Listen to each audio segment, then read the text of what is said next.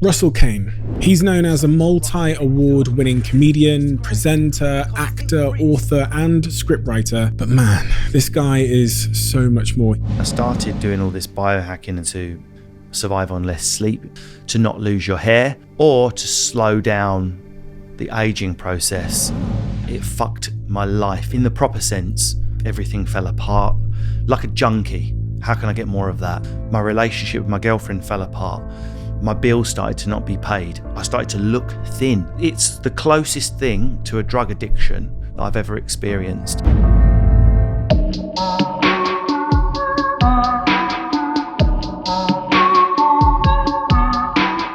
Russell Kane. He's known as a multi-award-winning comedian, presenter, actor, author, and scriptwriter. But man, this guy is so much more. He's genuinely, deeply intellectually curious, something that honestly surprised me. And this sounds like it might be offensive or a weird thing to say, but I'm going to say it anyway. I didn't realize how smart this guy is, remarkably self-aware, and to top it all off, brutally honest. He says it how it is. He has an ability to point out things that I think most of us muggles miss. And he's also genuinely just a really nice and hilarious human being. Today, you won't hear many jokes. This is the more serious side of Russell Kane, and a side of him that I did not know and would not have guessed before speaking to him. So without further ado, I'm Stephen Bartlett, and this is the Diary of a CEO. I hope nobody's listening, but if you are, then please keep this to yourself.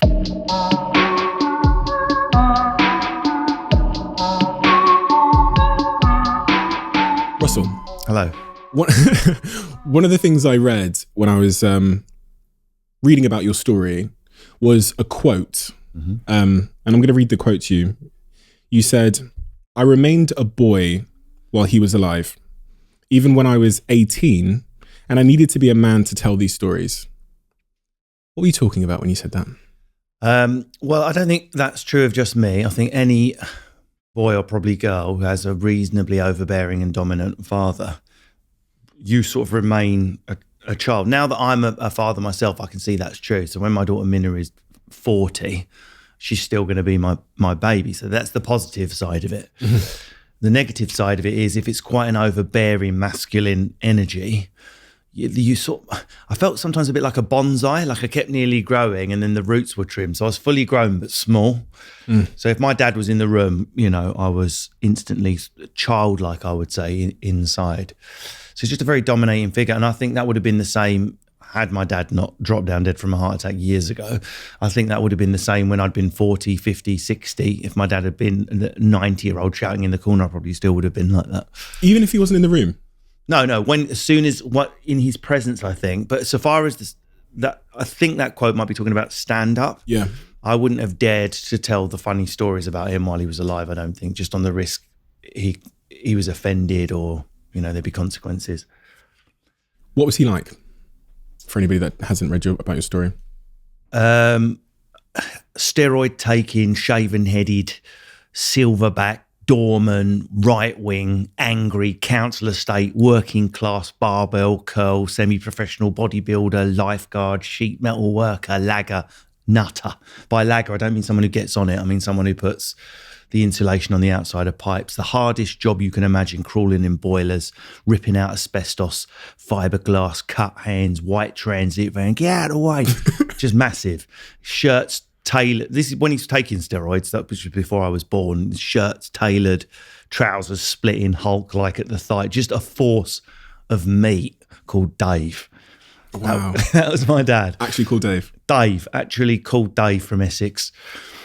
So yeah, he was just very old school. So even though he's more like someone who was born in about 1920, he had sort of the politics and the attitude, very unreconstructed masculinity, quite knuckle draggy, but just worked himself to death to provide, barely raised his voice at me, certainly never laid a finger at me, but didn't need to.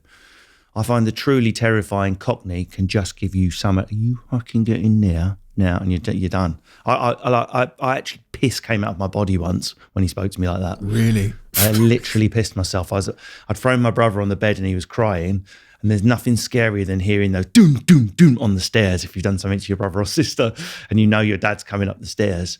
And he's like, what happened? What have you done to your brother? And I just pissed myself. And that guy never laid a finger on me. That's power. My mum definitely laid a finger on me. I don't think I would have been scared of her if she didn't. But I was fucking terrified of my mum. Like, but she would beat me. Like, but I couldn't imagine how she could have achieved that same objective without hitting me with something. It would be analogous of the nuclear deterrent threat. If you know I've got nuclear weapons, I don't need to fire them for you not to attack me. So I knew my dad had nuclear. Whereas, and this sounds incredibly sexist, but the reality is, once you're a 14, 15-year-old lad, you're the same size as your mum. There are no, where are the nuclear weapons? She's going to have to put her money where her mouth is. And but haven't you got to know how nuclear weapons work to know that they're... You just needed to look at to be honest with you, my dad's given me so many positive things. It's just that the negative things are funny. So that's why I talk about them disproportionately. But to teach someone, I'm 5'10", like a pepper army with hair on. But when I stand on stage, I don't need to hit people or shout. They sit in their seats, and some of them in the front row shit themselves if I even look at them.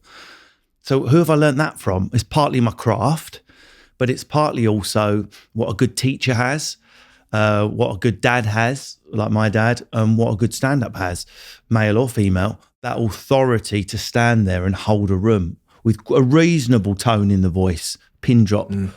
It's powerful. It's harder for a mum to do that, particularly where I grew up. There's a lot of single mums. When you've got teenage lads that are sort of thinking, what are you going to do? It becomes like an arms race where the mum starts hitting the legs and hitting the face.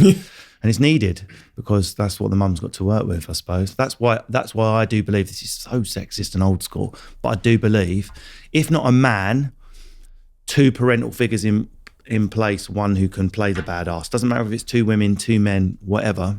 I think if you've got two, it's double the force raising a child. Takes a village. I remember, the way you've described your dad is quite different from who you are today and who you were over the last 10 years. I mean, yeah, almost the antithesis. And I remember reading about the fact that you took a DNA test at some point. No, I took a DNA test just out of curiosity because I'm big into science. I wanted to know what diseases I was carrying. I've always been fascinated about my ethnic makeup because my family history starts in living memory. I'm obviously a little bit darker than I should be to be a Brit. So I was interested to know what was in there. But part of me did go, what if this is the moment I discover my dad's not my dad? It did cross my mind, which is totally absurd. Sorry, Mum, if you're watching. Because he was blonde curly hair, blue eyes, very wide. It's just that we're just nothing in common. My brother is the spit of my dad, but I'm like my mum. Just energetic, pepper army with hair on, running around, bouncing out of bed, stick first thing in the morning. And like in terms of like generational cycles, where did your dad get it from? So he always used to say to me, "I never had a dad." So Okay. So and then my mum would say, "So you got to understand, your dad didn't get taught how to be." My mum's a gay man. Your mum didn't get taught how. Your dad didn't get taught how to be a dad, so he didn't know how to be around babies. He'd never learned that sort of thing. He didn't have anyone to guide him. So he had quite a rough childhood. His dad walked out on him when he was about 2. And my dad's mum, hard as nails, East End Essex. Well, it's Essex back then, Barking. And it was just a tough childhood, tough East London, Essex childhood where you just survived basically. And he had a lot of dreams. I think he would have liked to have gone the same way I did. He was quite a good looking bloke, so he got scouted for modelling and things like that. He pursued that for a bit. He pursued the professional bodybuilding. He even tried stand up, I think like at a Pontins or a Butlins. He tried a little bit of acting, only for a couple of years. And then he went into the hardest, I think, of all the manual labour you can do, which is sheet metal and insulation. So that, like I say, crawling along pipes and all that. So there's a lot of bitterness, a lot of unrealised dreams, a lot of abandoned by your dad, a lot of hardness and negativity there from the childhood, and that plagued him his whole life. So if we were on a beautiful 4-star holiday to Menorca and the sun's shining, part of him would be thinking about the 5-star holiday he could have. I'm not like that at all. How did you know he was thinking that? Well, he would voice it half the time. How? What would he say? Yeah, it's all right. Imagine if I get the big job. Imagine if we would come back. He'd be quite positive on holiday, actually. But he was like, just imagine, Julie, if we had more. That's my mum, of course, Julie and Dave. If we had more money, that house we could have. And my mum would be like, Dave, we bought our own council house. Thanks, Thatcher. It's a big house, the biggest house in the street. We've got pillars out the front. Yes, it's a former council house. We've got pillars. We've got a swimming pool in the garden. 3 beautiful bedrooms, lovely bathroom, massive house, dining room, front room. 2 healthy sons at the point. My brother's very unwell by the time he was 17, but at that point, what was there to be negative about? It's a hard job my dad did, but good money. But he couldn't see that. He could just see his mate who started a glass company and now his son drove a Lambo and he lived in Chigwell and I don't. And when my dad passed away, we were going through the shed at the bottom of the garden and I found his diary. And it was honestly, it was one of the few things that made me cry when he died because I sort of toughened up to help with the funeral and all that because my brother was ill by then. And it's just rain today, didn't get the job, shit day, James being a, can I swear? Yeah. James being a cunt, that's my brother, shit day, fucking had a curry. It was like the diary of someone in prison. That's what it was like. It's so weird that someone could be rich and not know it. I love making money, don't get me wrong, but I'm really good at enjoying what I've got. So I've enjoyed every level of my comedy journey. And I've never been bothered about whether I go further or not. Because I feel like if you can have 2 banging holidays a year and you love the house you're living in and your family's healthy, done. He was engaging in upward social comparisons, right, the whole time. And if you do that, you're never going to be happy. Absolutely. Right? And you see that with people in my profession that are earning £1 million a year, £2 million a year and are in debt because they're buying an AP watch every week and they're going to the Maldives 4 times a year and they're in a £10 million house, so they should be in a £5 million house. It's ridiculous. That's consumerism. But it worked on a more micro level. So if we're going to Stansted Airport to fly to Menorca, traffic's probably going to be shit on the way to the airport. I bet you the traffic will be shit. So he's pre-imagining the traffic jam we'll be in. If we hit a traffic jam, fucking knew it. Holiday, we'll probably miss the flight. Holidays, fuck Julie. I fucking told you we should have gone first. I fucking told you. He didn't shout at me, but he would shout to himself sort of thing. Did you ever figure out where he learnt that behaviour, where that came from? No idea. Like I say, it was just all the bitterness and negativity and expecting things to go wrong. That was his tape, his script. So if we were in a restaurant and I'd be 7 years old and I'd spill a glass of water, not Coke or anything, so he's not going to get sticky legs, he'd be like, water everywhere, fucking meal's ruined, I've got to sit here like I pissed myself for the entire meal. He'd be like, the worst thing in the world has happened. Like someone at that moment's probably found a lump on their body, but to my dad, the worst thing that can happen. So I felt sorry. Looking back now, you got to feel compassion and love because it was just a constant tide of self-hating negativity, basically, and imagining if we go and buy something from IKEA that needs putting up, you know a screw will be missing, and it's because I'm cursed. A fucking screw will be missing. You can guarantee it. Fucking hell. That all the time. So for a little boy growing up, you've got to work really hard not to absorb that. I see hints of that in my dad, especially as he got older. A little bit more negative about everything. Moods, seemed to be irritable at a lot of things. And one of the things that crossed my mind was, I hope this isn't genetic. Like, how do I avoid becoming this guy when I get to that age? Has that crossed your mind that the generational cycle might continue to some degree without you noticing? Obviously, yeah. I mean, see him. So my brother, I can't really go into my brother's illness because he's literally not well enough to consent for me to talk about it.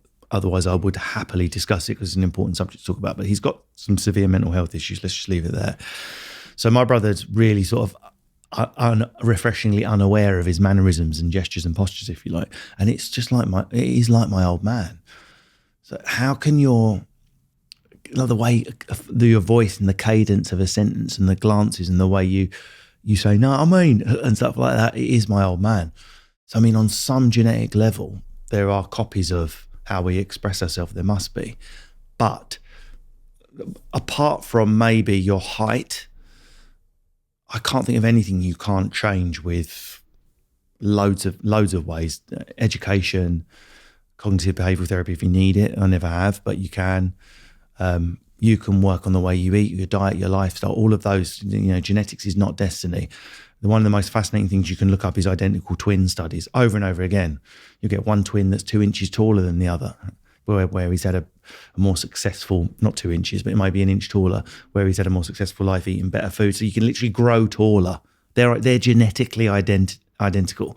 So you can't tell me I'm destined to suddenly be negative about traffic jams if 2 identical twins can be different in height.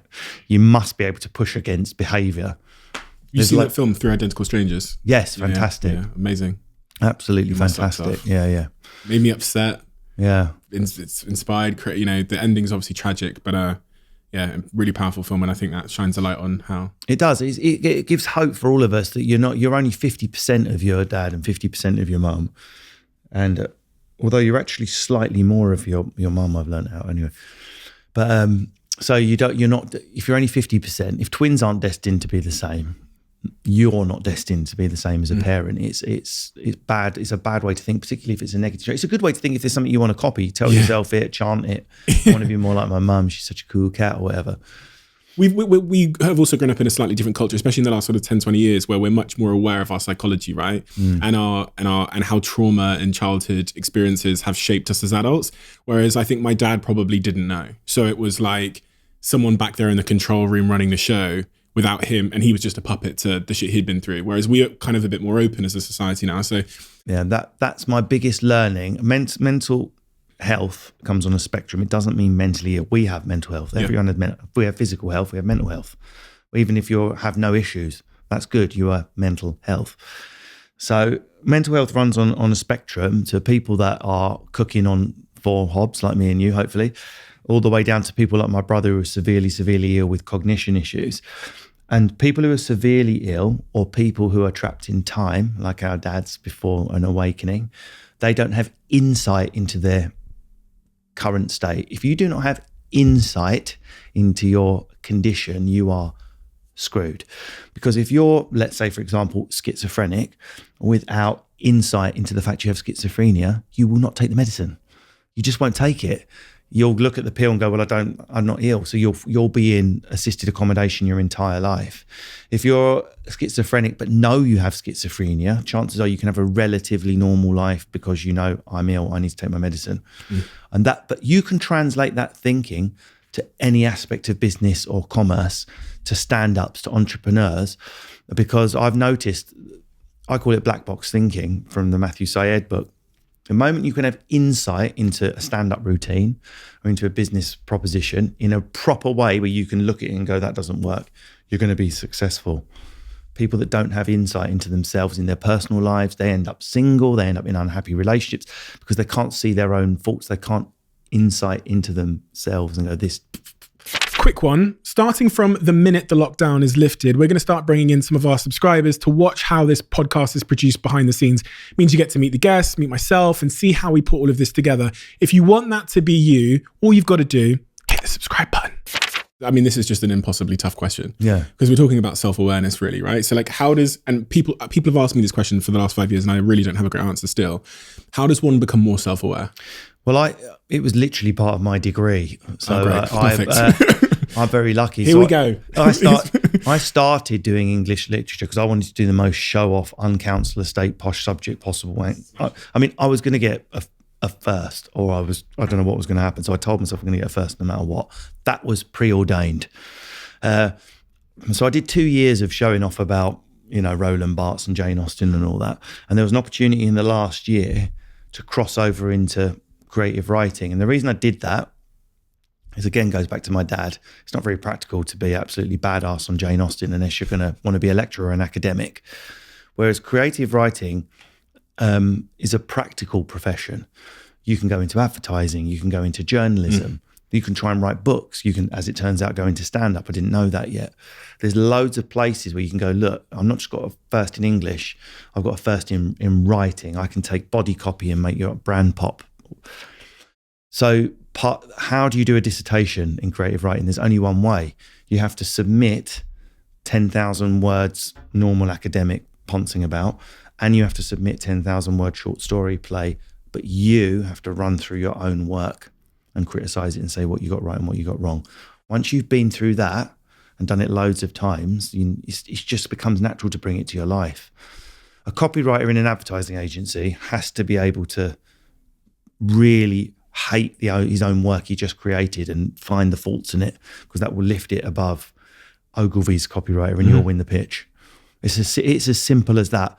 The man who cannot realize he's domineering or jealous and work on that will not have a fruitful relationship with a woman or a man, indeed. In order to do that with your life or with your copy or with your work or whatever in marketing, you have to have a certain level of self-esteem and personal security to allow yourself to rise above your work and look back down on it in a critical way. A lot of people's self-esteem is so fragile that the prospect of being critical is it's just unthinkable. Like, you know, and this is why people get from my experience, why people get so defensive, and because they're so, if you one shot to their self-esteem will take the whole house down, so that they immediately go like this. So you could look at it that way. So I would say that person needs to learn not self-esteem, because self-esteem is a totally separate conversation. They need to learn objectivity. A piece of writing is a thing. A relationship is a thing that you've built with someone. A comedy routine is a thing. A poem is a thing. The things over there, that's not you. You have to practice being able to take the piss out of the thing, criticize the thing. No, someone's not coming up to you and going, you're ugly, you're unlovable, you've got a big nose, you're not tall enough. Stuff like that is going to hurt, and there's no way of getting objective. But if you can't look at a poem you've written and someone goes, I really love the meter, but the adjective there's a bit obvious, then you should be able to thank that person. They're giving you a gift if they know their shit. But you're the one that should be saying that first.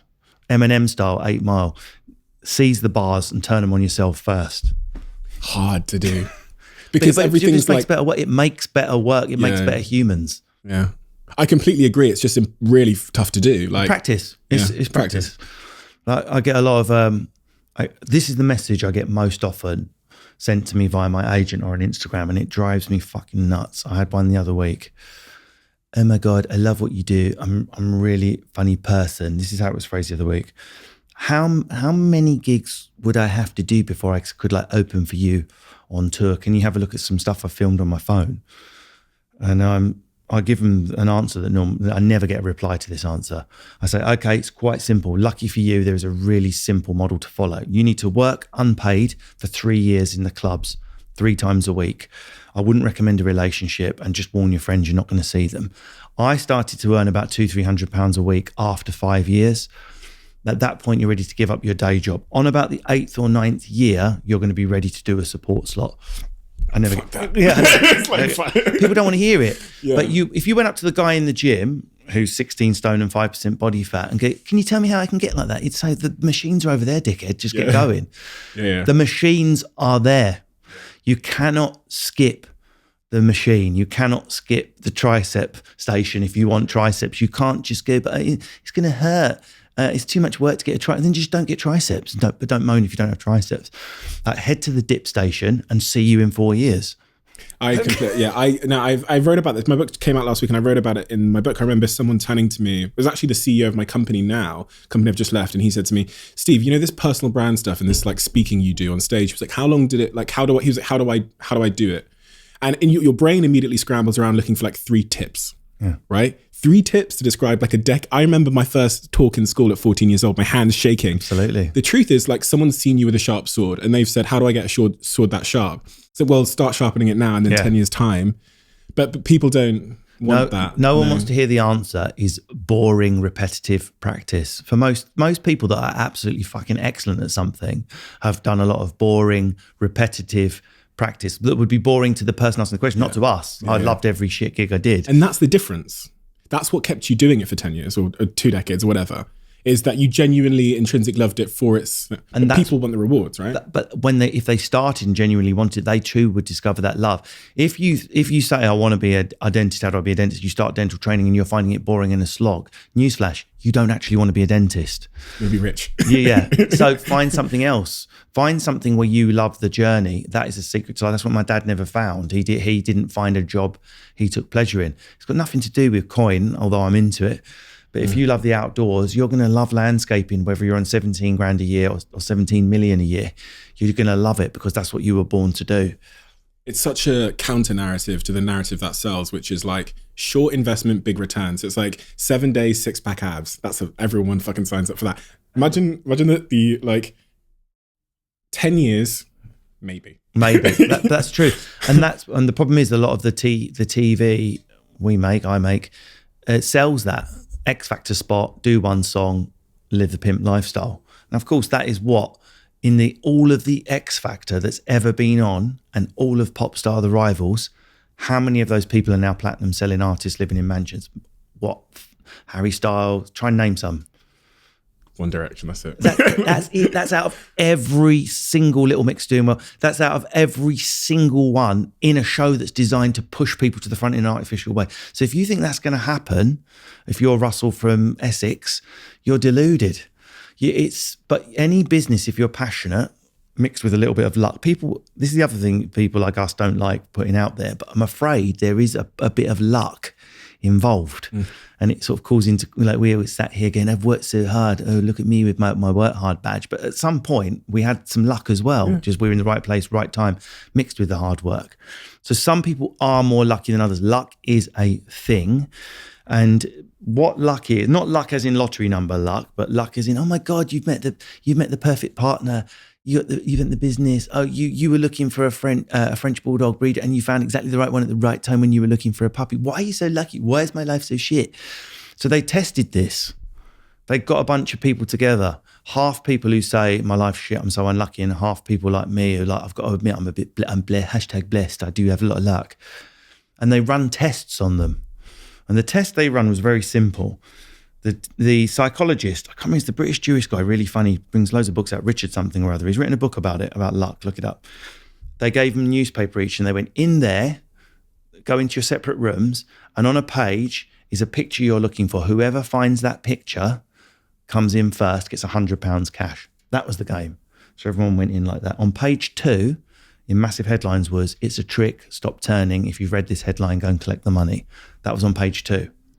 All the unlucky people missed that. All the lucky people found it. Really? Do you know why? Because lucky people, eyes are open. The hustlers.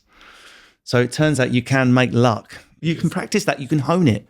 That's something you can hone. Next time you walk into a meeting, just think, right, what's that guy do for a living? Who's that? Is that a contact? That's not luck if I sit down next to someone and he happens to be doing a comedy streaming service, startup, and he signs me up. That's me being a bit bold and striking up a conversation and looking at what he's wearing and having a think. You can learn these skills.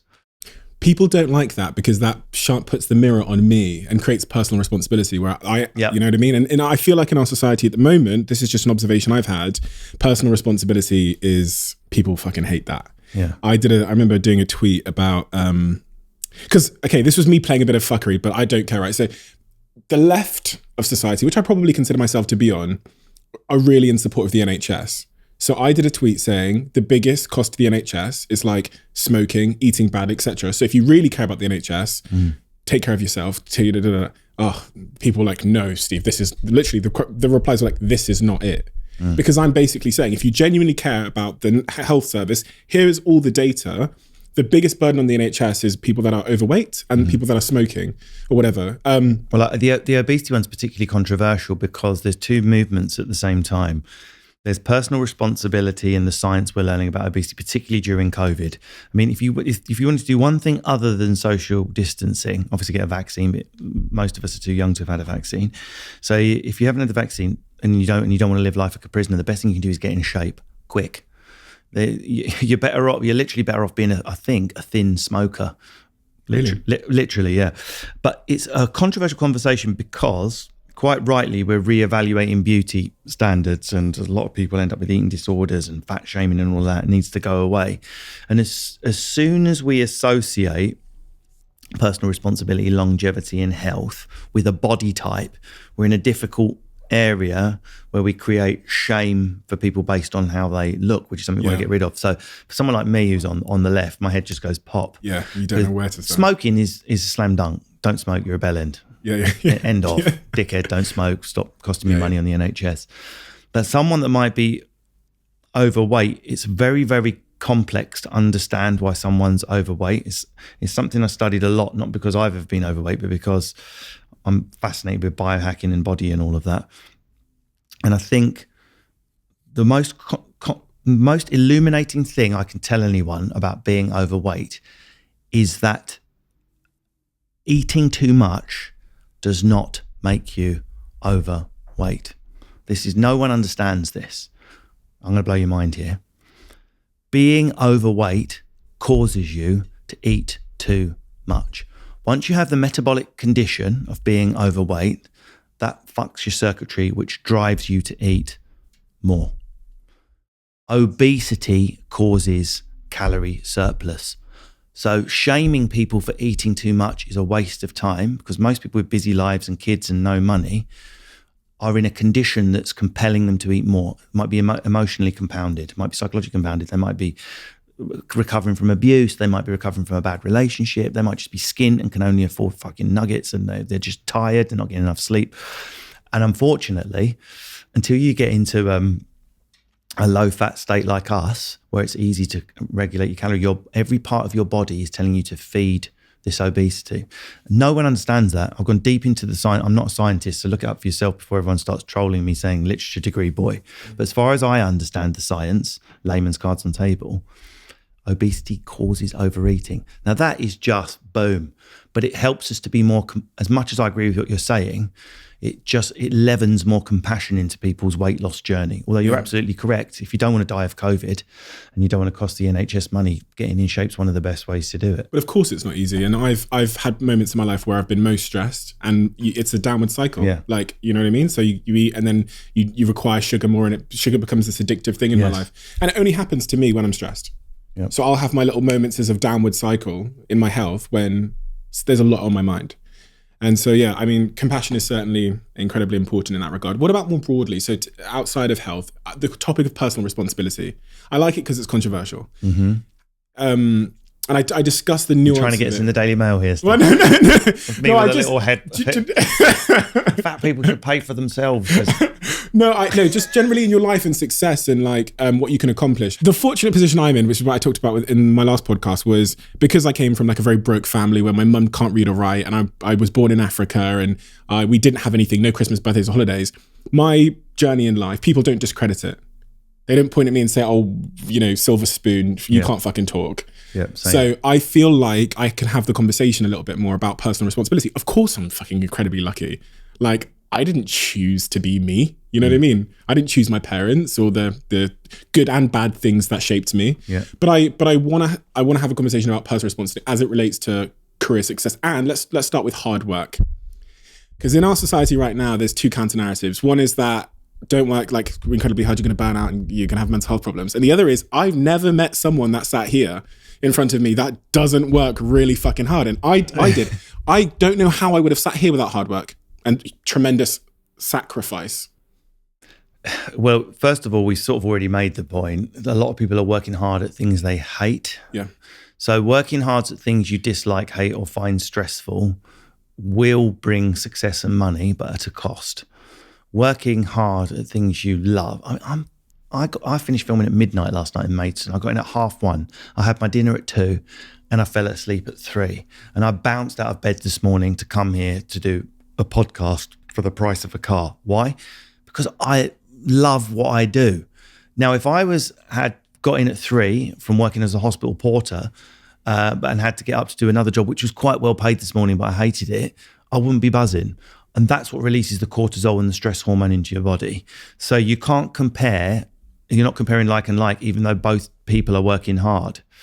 You've even got people that might be barristers or doctors, really well-paid professions, but find it stressful and they're burnt out and stuff. It's unlikely you and I will burn out because I'm like, what's next? And you're intrinsically motivated by, you've got a sense of control. Exactly.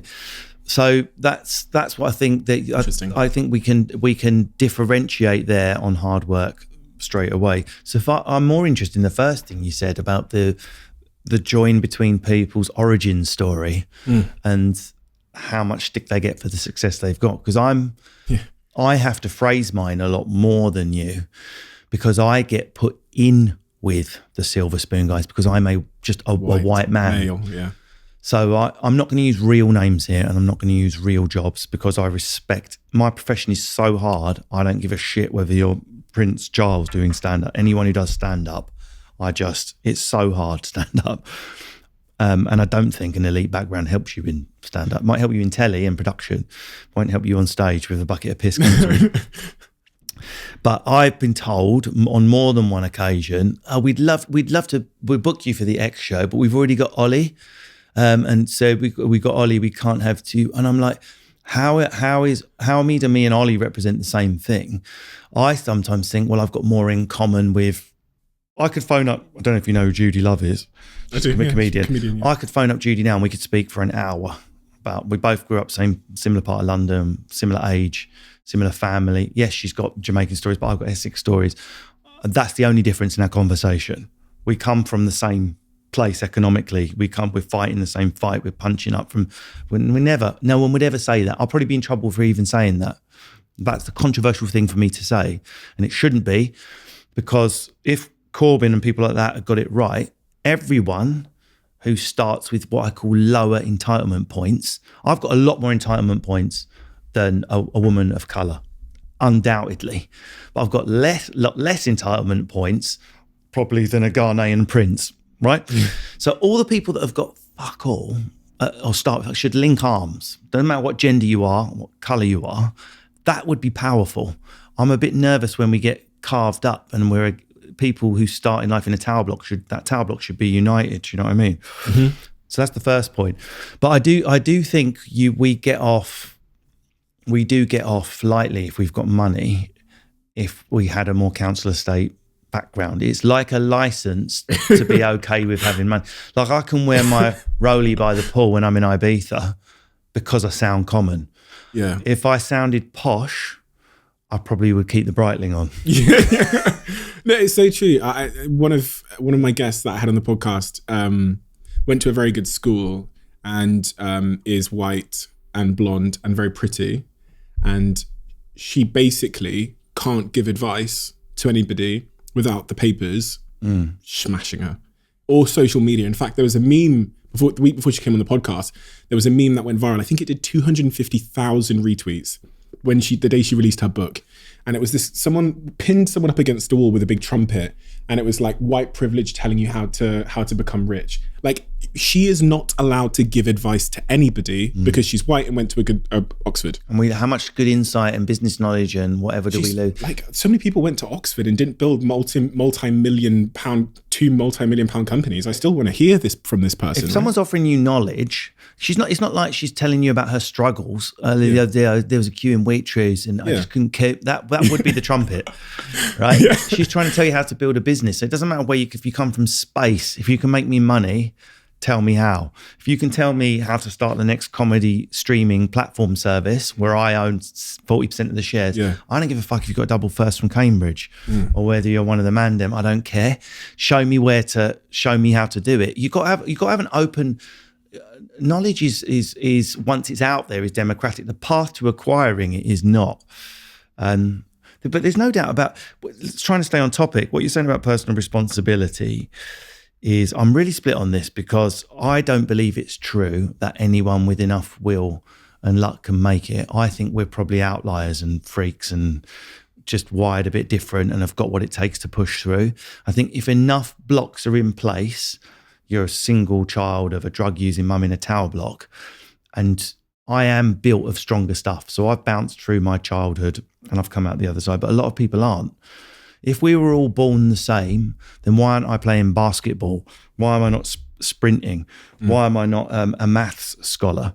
Some of us are born genetically more equipped in other departments. I'm clearly a highly energetic person who's good at motivating themselves. Some part of that is inborn. I was like it as a baby before I could speak. The other toddlers are like dribbling on their blocks, and I'm like, where the blocks at? So it's unfair for us to go, if only Neil at the top of the tower block could have been like us. He too could have been an entrepreneur, because maybe just being a single mum, being of colour or being transgender or not everyone has the strength to push through those things.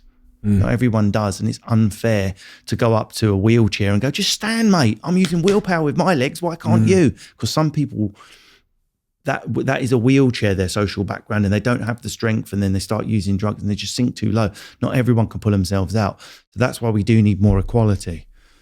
Yeah, I agree. I'm definitely pro equality. I there's a sense of helplessness I get if I go all the way and say, successful people, well, they were born with something. Yeah. It creates a sense of like, well, then we're all just stuck in our lanes forever. And if I believed that when I was shoplifting pizzas in Manchester, but then again, so what I do understand, the harder I reflect, I basically give myself credit for nothing, because I was born into a situation in a country.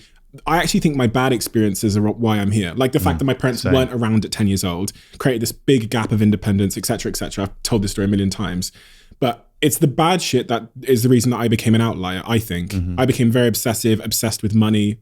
My book, that's why it's called Happy Sexy Millionaire, because it's the first page of my diary when I was like a kid. Why did I want to be a happy sexy millionaire? Because we were fucking broke. Have you got siblings though? Yeah, I've got three. So are they all happy sexy millionaires? Not one of them. None of them are like me.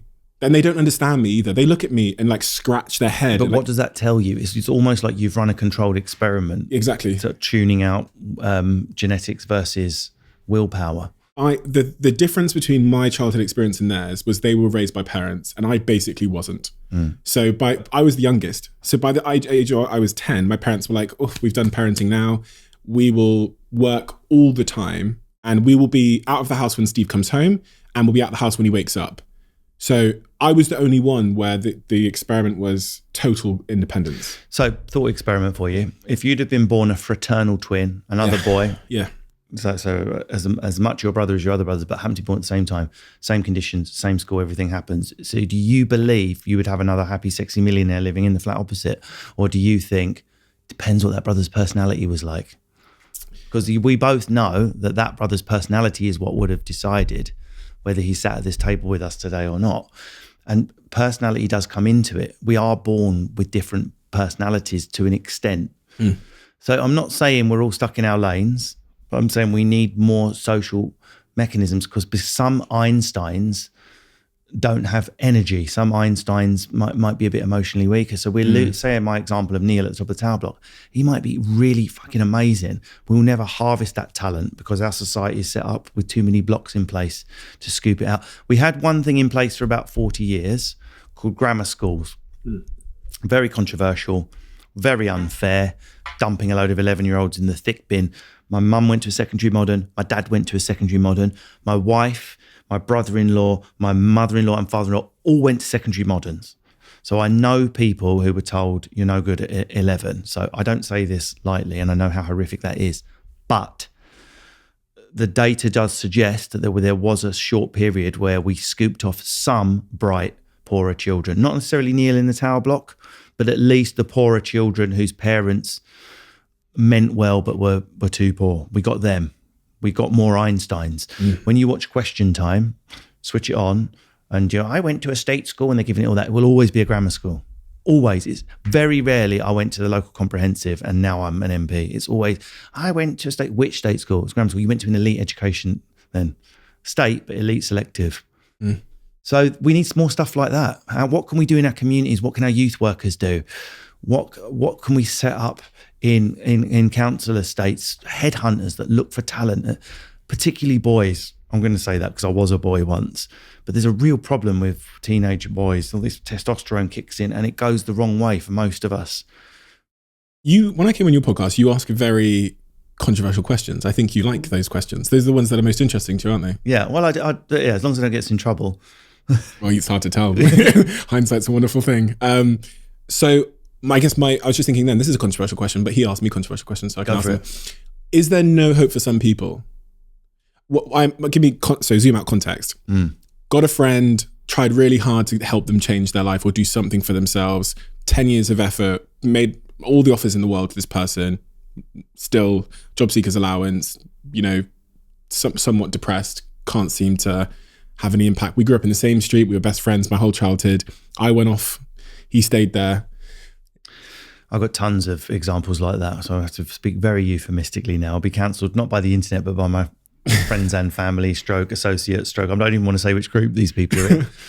All of this. I've had female friends who I'm like, stop dating bastards. And the next guy, he's nice. He's a coke dealer. And he's like, he's going to shag your mate.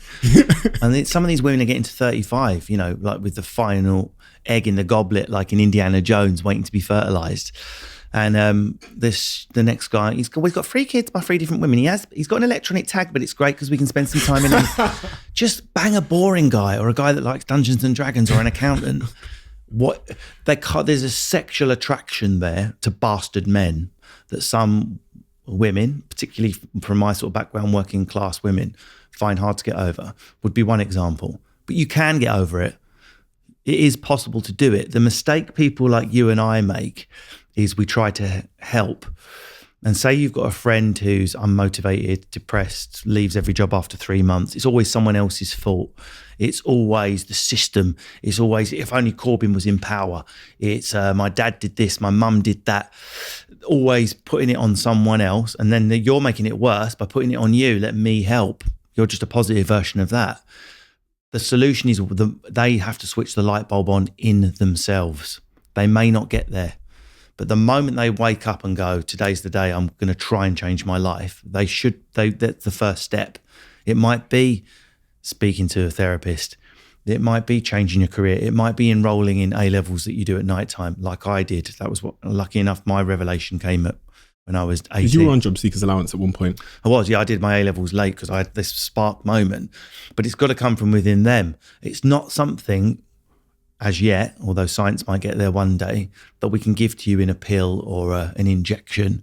You've got to suddenly have, right back to the beginning of the chat, insight and be like, boom, chest out. I'm going to see a therapist.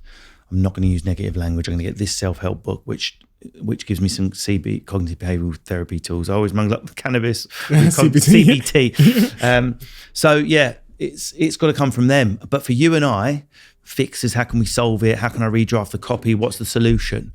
Unfortunately, the solution is trying to get them to have some insight. So if you have got a friend like that, maybe have that sort of conversation with them that spurs self-reflection, because giving them £1 million a year job is just going to make them worse, because that muscle that's atrophied will stay atrophied. That sort of standing up, making your own strength muscle.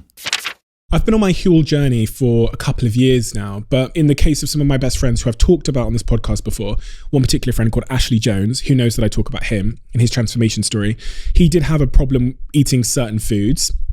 And so he transitioned to making Huel a greater part of his diet. And the guy went from being, and I'm sorry, Ash, if you're listening, the guy went from being like slightly overweight, constantly having health issues that are unrelated to like, you know, being slightly overweight, to literally having a 6-pack, posting his 6-pack on Instagram, but more importantly, being high energy and feeling amazing. So when I'm like, you know, talking to you guys about Huel, I do so with such a level of passion because I believe that it can really help change your lives in a significant way. I believe it can make you mentally better. I know it can make you physically better. And so, yeah, what a joy it is to have a sponsor that you believe in that much. Yeah. And they're also just really good people. One of the most, probably scary things from my perspective that you ever did was walking out on stage for the first time for your first gig ever. Like, what the fuck were you thinking? Going out and walking in front of people and telling fucking jokes, are you sure? Like, with me, it's even more complex because I don't know if you've had any stand-ups on here before. Never. But the majority of them, and quite rightly so, will be like, from a young age, I used to watch blah, blah, blah on TV. I used to watch all these American comics. I used to watch Chris Rock, Bill Burr, Bill Hicks. I knew that's what I wanted to do, man. I was like, I was like the young boxer in the alleyway. I knew I was going to box. None of that. Nothing. There is zero in my CV that shows an affinity for the craft of stand-up. Always been the joker. I'm not being funny today. I don't know why. You got me on one. But normally I'm always arsing around. This is not a thing I do on stage. I'm like the clown person. Why? Just again, I've just always been, I just love making people laugh. I've always been a joker. There's some data to suggest youngest children have it, and I'm not the youngest child, the oldest, or people born in August and July, purely because if you're smaller than everyone else, you've got to develop your personality quick. So if you look at the Premiership, you won't find many footballers born in August. That'll explain why I never made it. August. August 26th. So you won't find 26th as well. You won't find many sportsmen or anyone that requires size or physical prowess, those professions. So even if you turn out to be a very tall teenager, you're less likely to become a basketball player than a teenager 1 inch shorter than you who was born in October. The reason being, you'd have been pushed by the coach and taught and everything early doors at 6, 7, 8 years old. So, and there is some data to suggest that people who work with their personalities for a living, people that have to solve, entrepreneurs and find little rat runs and alleyways, develop that based on being smaller or more vulnerable. But that could take lots of forms. I've got an overbearing dad as well. So I'm an August baby, overbearing dad, and some of it will be genetic. My mum's very funny.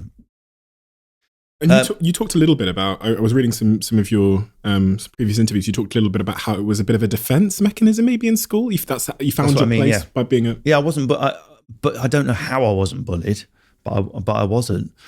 The smallest, no girlfriend, wasn't in with the in crowd at all. I was sort of like in a sort of external group that had diplomatic immunity. Definitely a virgin, definitely no cool friends, definitely one of the idiots, but we don't punch him because he's sort of all right. Obviously, I did get, it's a working class school, I did get punched a lot, but not as much as, I was in that league, you probably won't even remember them, just above the bullied, the boring grey league. Yeah, no point. Yeah, which is the place to be at school, because if you're popular at school, we all know you're going to have a shit life. That would be the promo, just So anyway, so because of where I grew up, it's not, people are like, well, how can you have no contact with stand-up? So you've got to remember my age. I know I look young for my age. I'm 45. So what was my dad watching on TV? Jim Davison, Bernard Manning, Jimmy Jones. It's like Bruce Forsyth and Jimmy Tarbuck, live at the Palladium and all that. It's not that, obviously they're all talented comedians, and I do mean that, but it just didn't resonate with what. It's not about my life. So I'd laugh because my dad was laughing, but I was like, what's this crazy art form? I've got to learn more. Me and my friends mostly either smoking, it's all about getting high, or we'd watch Old Young Ones or whatever the funny sitcom of the day was, Men Behaving Badly or whatever it was. That's what I thought comedy was. No, we didn't go to the theatre at the weekend.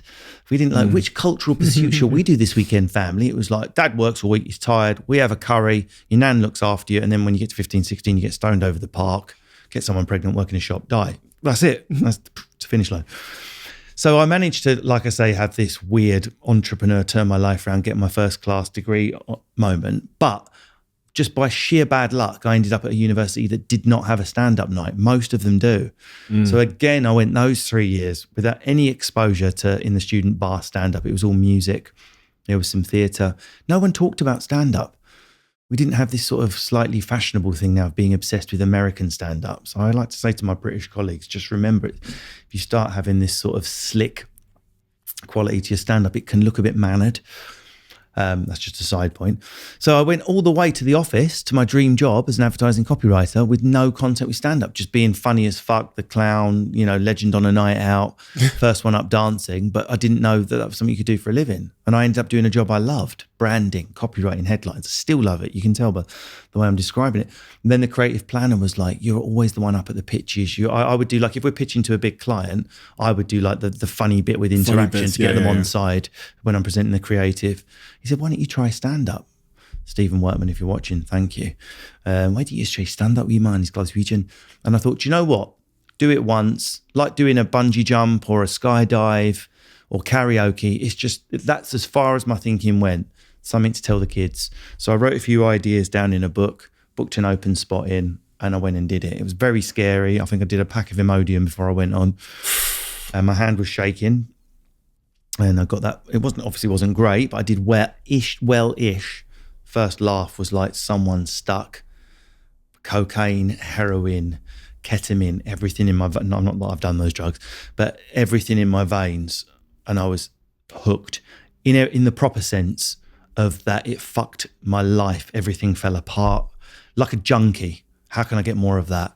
I want to gig 3 nights. I want to gig 5 nights a week for no money. I've got a creative director. We're talking about multi-million pound accounts. Advertising is you work till 8 p.m. You have pizza on your birthday under your table. You sleep at the office. I'm running off to do unpaid gigs in Manchester. My relationship with my girlfriend fell apart. My bills started to not be paid. I started to look thin because I suffered with my nerves in the beginning. I'm throwing up shit, like both ends. It's the closest thing to a drug addiction that I've ever experienced. I would have not seen my mum for a year to chase this dream. I was hooked on that laugh. I'm like, this is what I'm born to do. I just fucking know it. How can I monetize it, basically? Why were you hooked on the laugh? Why did the laugh matter so much to you? Just a rush. It's a rush. I've not taken any serious drugs, but anyone that's taken any recreational drugs, which is a bad analogy because they're not actually addictive. But coffee, for example, I can't live my life without it. Why are you addicted? It's as absurd as asking me why I'm addicted to coffee. Because I wake up, I feel alive and I have an amazing day. The same. Laugh goes in, buzz, serotonin, pupils dilated.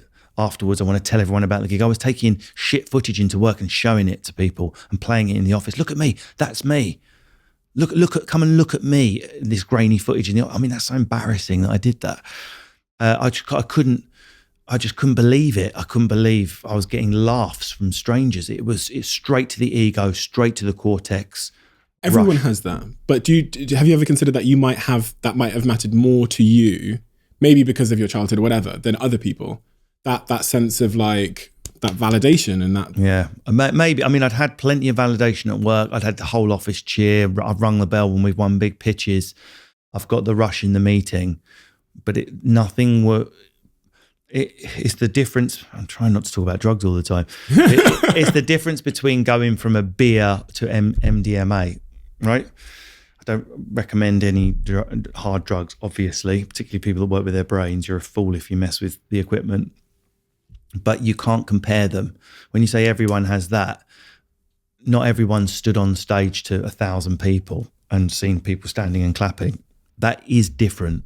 It's of a different category of ego rush. Very dangerous.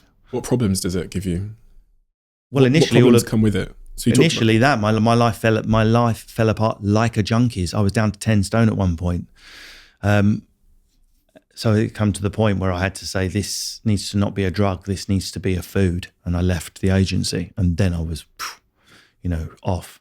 Still today, though, right? So all things come with their costs. What is the cost today of that career and that rush and that? I suppose the worst thing is the travel. That is a genuine negative one. Since Minna's been born, my daughter, I actually quite like traveling. I like being in the back of a car. I love watching movies. I love reading, and I love eating on the move. So all the things that most people hate, I just happen to quite enjoy. Just pure, I don't know why, because I'm always on the go. I like being forced to sit still and watch a movie. So I love flights, for example. The longer, the better. Do you still shit yourself now when you're about to? Yeah, it's big time. But so far as missing part of your child growing, massive negative. Doing a tour is there's a guilt thing in your gut, and you do cry a bit after FaceTime, and that particularly when it's a baby. So that's the biggest negative I can think of. But once you're with a woman or a man that gets it, there's no negative in your relationship. I was with a couple of girls before who would make me feel bad about being away, whereas Lindsay's kicking me out the door. She's focused on the business. We're a team. That's well paid. Fuck off, see you later. Don't call home if you're stressed. I'm cool with it. That's what you need, man. You need someone who gets it. I do shit myself though still, yes. Do you know the Imodium scale goes up depending on how much of my show it is. So if you'd booked a show for me today where you're going to introduce me and I'm going to do 20-minute stand-up and you've got 2,000 people in the room, there would be nerves there, a fair bit of nerves, but mostly I'm ready to knock the gig the fuck out with my first punch. If you've put an event on and Michael McIntyre's closing and you're hosting it, and you, to me at the last minute, said, Russ, I've decided to do 2 halves. Can you do 20 minutes at the top? I'd shit myself because they're not there for me. They're there for you and him. And I've got a conversion job to do. Right. And the risk is massive. They're Michael's fans, they're your fans. And that's when the nerves kick in, when I'm doing Raw Variety Show or live at the Apollo where people have responded to a TV ticket, not me. That's when the nerves go back to old school style nerves. How do you, what's the battle you have with those nerves? And in terms of your cognition and before you go on stage, what are the tips you can give people? There's a lot of people. There's two ways to work on that. The first thing is the actual practical thing on the night. I would say just work with breathing and mindfulness and all the stuff you've probably read 1,000 times. The other thing to do is, if you can find a way to do it, it depends which stage of your career you're at. If you're at the stage of the career like me and you, I'm not trying to be offensive here, a lot of people are sucking our dicks a lot of the time. So we're constantly walking into the rooms where people think we're legends. It's never going to be a difficult gig. Now and again, something comes up where you're the tadpole and you don't have the hardware in place, and Bill Gates is speaking before you, Oprah is hosting it, and all of a sudden you're who's this guy? You're having a day of who's this guy. We can all have a who's this guy day. Yeah. And the only way to practice that is to put yourself in more who's this guy moments regularly. So how I do that, as soon as my tour finishes, I book the smallest, hardest, weirdest. They might have bad lighting, they might have no microphone, they might be half sold, and I'm unlisted, unannounced, unexpected. And I'll walk on to tiny clubs full of drunk men, 50-year-old UKIP dads, all of those places. I put myself in those all the time because the risk is high, the nerves are the same, but the consequence is 0.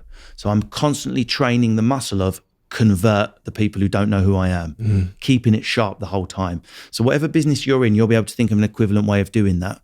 So set up smaller situations where you're having to keep that muscle, because the danger is the more successful you get, you lose the muscle of walking into a room full of skeptics. And if you lose that muscle, that's the money-making muscle.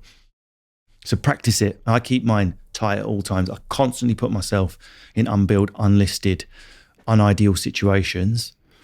When you walk onto a stage, when you're at my level, which I would call myself quite recognizable. You can't say I'm like Michael McIntyre or Chris Rock or someone, but I'm sort of known as a stand-up. So what that means is when I walk on stage at the Comedy Store, late show, 400 people, drunk off their tits, work dues, hen dues, and I'm unbilled, unexpected, unlisted, the room splits into 3 straight away. It splits into, oh my God, it's him. Fucking what a treat. We've got him for 20 quid. To the middle, who's that? Am I supposed to know who that is? Is he good? I don't know. I think I've seen him. And the final group, can't stand this cunt. That's the only group I'm playing to. When a little bit in the middle group. They're the only people I'm interested in, because that's where the muscle building exercise is. And then when you go on stage to your audience, they get you like that. Yeah. But if you come with that conversion energy to your own audience, you don't need it. That's the problem. Oh, yeah, all you got to do is put your foot out, and they're like, "It's his foot. He's amazing." That's the problem. Yeah, that's the problem. You get flabby easy in all businesses. So you talked about your relationships there and your current partner. I heard you got married for 9 months. At one point. Yes, yeah, no, I did. You'd forgotten. Yeah, sorry, I realised what you mean. Yeah, no, I did. I was married. But so I'm currently. I'm trying to enjoy my middle marriage. That's what I say to them. Right. Middle marriage. Okay. No, I was. So we realised we were just mates. Yeah, there was a romance there. We had a lot in common. We were both into this same world, and we were sort of living together. And we got married, and we were like, that was a mistake. And then we just weren't married. And it was totally amicable. No fighting. No problems at all. But you talked about the understanding that your current partner has. Current wife? Yeah, so my former partner, the one I was married to for 9 months, had that as well, which is why so we thought we should probably get married, but we realised marriage needs more than that. So Lindsay doesn't get jealous unless I do something dickhead, like follow a glamour model on Insta and like a bikini pic, which I get my ass kicked, but still do because I'm Neanderthal. And I'm a man, monkey press button, can't help it. So unless I do something stupid like that, which I rightly get in trouble for, or like change my flight in Ibiza and go to a boat party, which I also tried to do and got my ass kicked for. If I'm on the road and doing autographs afterwards and there's all girls in the picture or something, I've never ever, like Lindsay's just not even a flicker. She gets it. That's the job, you're everyone's friend. If the girls fancy you in the audience, even better. That means another Maldives holiday type thing. That's the way. She's in business mode. She isn't a bit of an entrepreneur, Lindsay. She's got 2 businesses and she sees my business as a business. And she never, ever guilts me over I might be away for 4 nights. I won't. Some days I'll go, shit, I didn't phone home. I didn't text. I didn't even, now and again, all I have to do is do a good night. And she knows that my head might be full. There's never any fallout, never. And that just makes the trust and the bonds. It's just, of course, I then do call home. It just works because of that. You're someone that will get a lot of attention because it's your job, right? It's like to keep holding, keep literally attention. To seek attention is my job. And women, they love funny guys, right? So God, you know, probably, I don't know if this is going to get you in trouble, but you know that you could have a lot of different partners if you wanted to. I could be harvesting 24/7. That's what I mean. So I probably would have fractured pelvis by now if I hadn't got married. People are going to hate this question because they think I'm encouraging it, but I'm here to play devil's advocate. Yeah. Okay. Why aren't you? Well, I fell deeply in love and got married, and I'm just, again, you go back to the childhood, undivorced parents. It's just what I modelled on. I've never had a problem with saying to a girl, the relationship's done, my head's starting to be turned, let's move on. And as much as it breaks my heart, if I ever felt that way, I would, obviously with a marriage and a child, I would sit down to Lindsay and say, there's an issue here. I've started to have these thoughts. How can we work on it? And we'd work something out. So that's just my way I operate. Hardly any men do. Sorry, girls, for my sex. If only men did. I mean, but they don't. So I'm trying to, a man should go, I haven't done anything, but I'm having these thoughts. What does it mean? Does it mean we're not in love? Does it mean sexually our relationship's not exciting? Is there something we can do, some games we can play to mimic that? I don't know, whatever. Couples need to just have that conversation, because if you pretend men and women aren't having those thoughts, you're naive. So you need to keep the relationship alive. That's the way to do it. Why am I married? Well, A, I'm 45, remember? And B, I'm more serial monogamist. So I'd gone from age 16 to 30 odd, be with a girl for 3 years, break up, get straight with another girl, literally the next week, break up, on anywhere between 9 month to 3 year relationships. I'd never had a one night stand. I'd never been single. I'd never been on a lad's holiday. So when I split up, it's a bit weird, but my mum was like, you are not going to find a sustainable relationship because of all these reasons you said. You're going to get a lot of female attention. You're always going to wonder what it's like. She went, I was you, I would have a year on your own. So I set the clock and I was like, Panani master in action. And not cynically shagging. That's going to be the promo clip. But not cynically shagging, but being single. It's more to it than just shagging. It was like just living in a flat on your own. I bought a banging flat in London, the one I've still got. I use it as my London residence. And I just thought... You've still got it? Yeah. Does your wife know? Well, we stay there all the time. Okay. And I'm like, I can come... I've never lived on my own before. I'd always lived with a woman, always lived with a girl. And it was just nice. I'd just be in my pajamas, have a curry, and then I would just think, I'm going to go out on the pool after the gig. And that gets boring quick, unless you've got some sort of... issue, like sex addiction issue, and you're addicted to lots of different women. I'm not that type of like dominant guy that needs to fuck 1,000 women to prove I've walked the earth. I more, without getting too personal, I do enjoy, I'm a highly sexed individual, very, unfortunately for Lindy, incredibly high sex drive, like a 19-year-old lad, but it's sex I enjoy, not conquering women. So I can quench that thirst with one woman over and over again. But I did want to know what it was like to be single, to be free. And part of that, I'm sure it's the same for a woman, for a man, is to go, what's it like to have a one night stand, or to have this rock star lifestyle and sleep with loads of women. The difference I did it was, if I was going out after a gig, or if a girl had DM'd me and we were going out or whatever, just missed Tinder, I would say, this is where I'm at. This is what I do for a living. I'm single. I do love making love, and I love going out, but there is no relationship here. I would never went to bed with a woman dangling any fake carrots, ever. I think it's a form of, I don't want to use language too strongly. There's a sort of a consent tweak in there. If you're in a power position like me and you're saying to go, let's see where it goes, but you just want to fuck her, I think that's wrong. I think it's morally wrong. I think you should say, this is what it is. I want to party with you. Can you handle it? And newsflash, most women are looking for that too. So I had a wicked time for a year. And then one of those girls was Lindsay. And it's just something different happened. And we saw each other again and again and again. And then boom, married. I asked this question because I was having a conversation with a friend of mine last night who's an entrepreneur, and he's continually failed in marriage. And we were going back and forward about the importance of meaningful relationships, and I was making the case that they're incredibly important. I sent him a TED talk which shows that they did a study on men over, I think, about 100 years, and showed that the men that were in committed relationships lived longer, had way better health, were way happier. They studied men for 100 years. I think it's the only 100-year study they've done of this type. And he was basically saying, well, women that, they just don't understand that I'm ambitious and stuff. Wait, is he wrong? Is he right? How is he wrong? It's statistically true. And also people that believe in God live longer. I'm not a godder. I'm total atheist for you. I mean, that would be the curveball you weren't expecting. Yeah, I know, right? Tell me about Jesus, Stephen. No, it's people that believe in God live longer.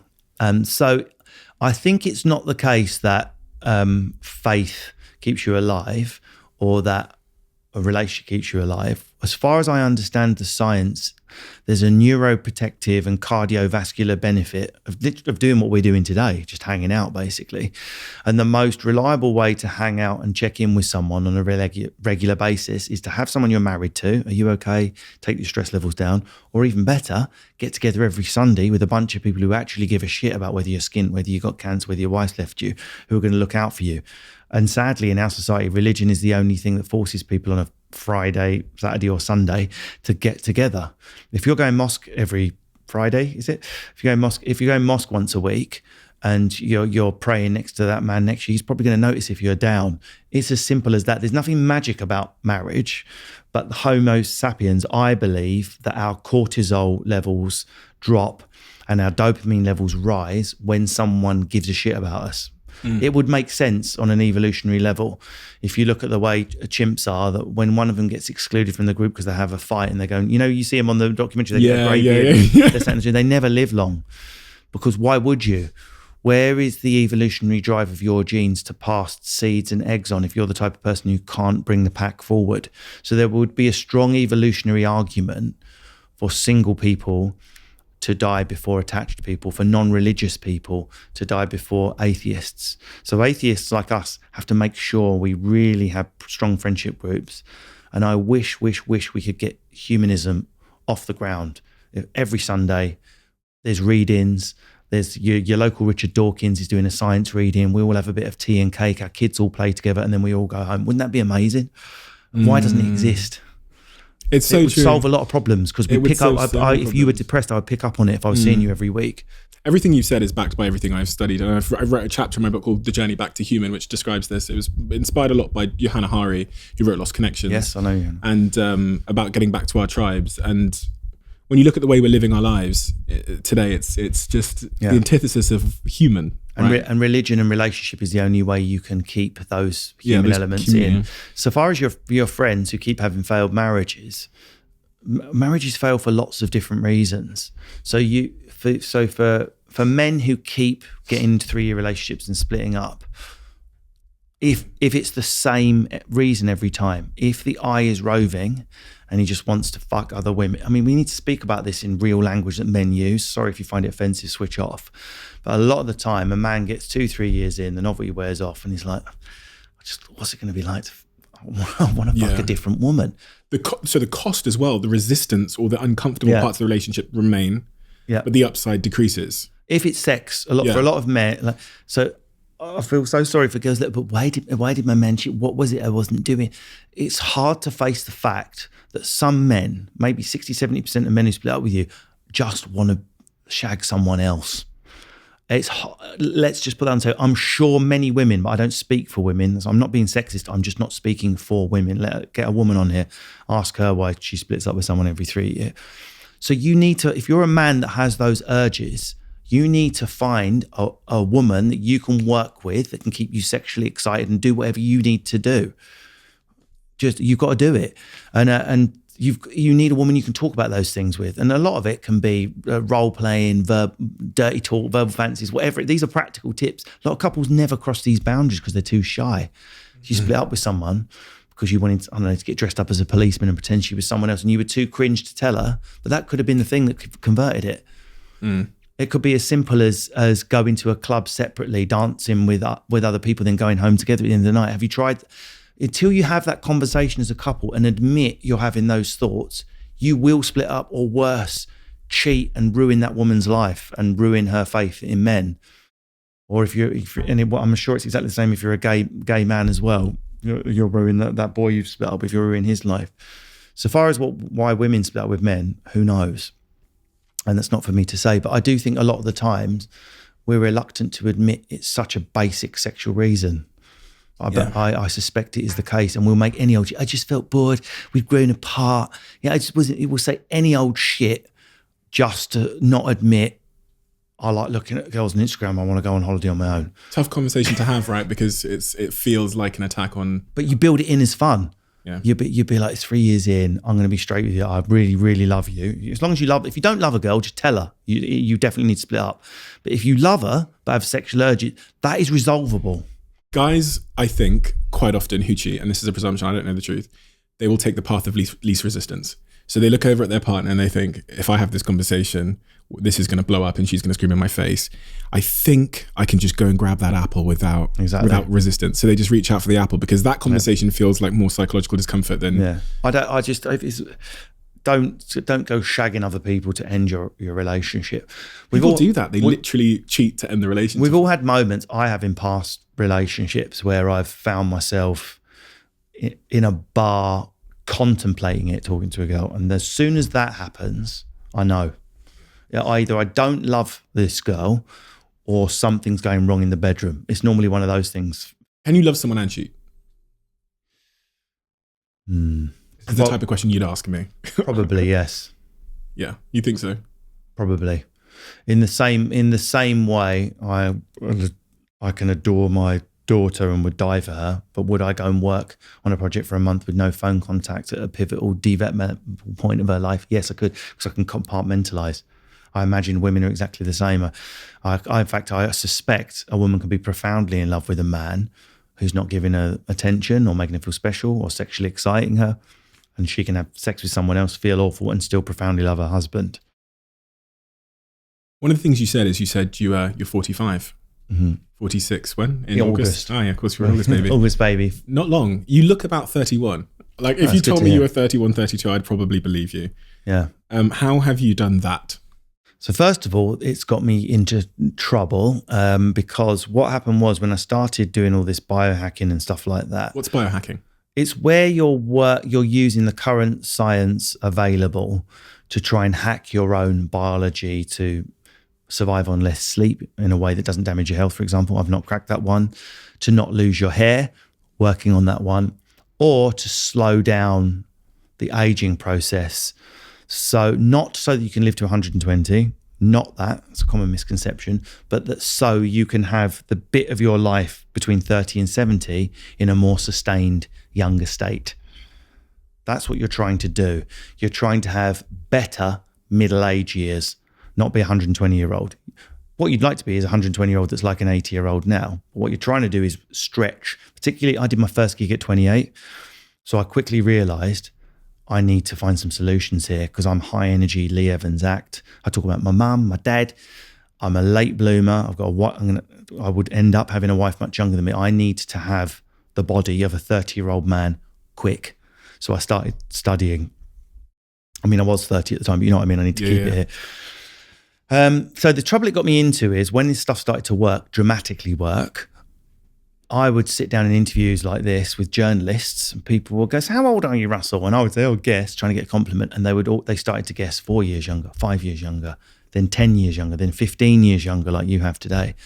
And I thought, this is showbiz. Fuck that. I'm going to knock a few years off because it's the one prejudice people are still allowed to have, not book you because you're old. Can't wait till Old Live Matters starts because I'm going to be fucking behind. No, but seriously, why is it okay to make redundant and underpay and exclude people based on their chronological age?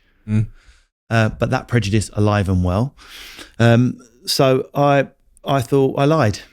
I lied my arse off. And of course, I was really unsophisticated about it. I was like celebrating my real birthday with comedians and friends and then lying to the Observer or the Mirror. How much did you lie by? 5 years. Oh, not bad. I forgive you. So that was a story. That was a tabloid story in 2 newspapers. And jokes were made on TV, a comedy award ceremony. So I was quite mocked for it. So as a comedian, Eminem style, I took that, wrote a show about it called Right Man, Wrong Age, took it on tour, owned it. No one said a word since. And now I talk about it all the time. I think it's quite funny, really.